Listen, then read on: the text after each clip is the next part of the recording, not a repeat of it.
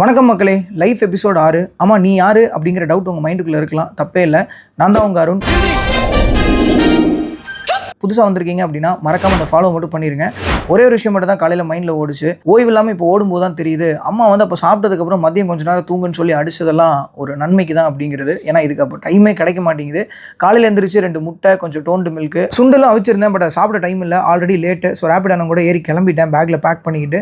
இன்றைக்கி ஆஃபீஸில் ஒரு சரியான சம்பவம். டோரை ஓப்பன் பண்ணும்போது தலையில் சரியான இடி. அது எல்லாத்துக்கும் காரணம் இந்த மனுஷன் தான்.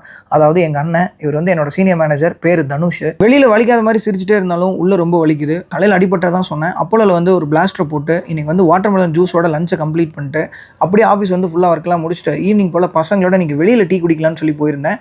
நல்ல ஒரு ஜிஞ்சர் சாய் அடிச்சதுக்கப்புறம் தான் சூப்பராக இருந்தது. தென் அகைன் ஆஃபீஸ் வந்து வேலையெல்லாம் முடிச்சுட்டு மணி 10 வீட்டுக்கு கிளம்பிட்டேன். வீட்டில் இன்றைக்கி முத்துக்கு வீக் ஆஃப்.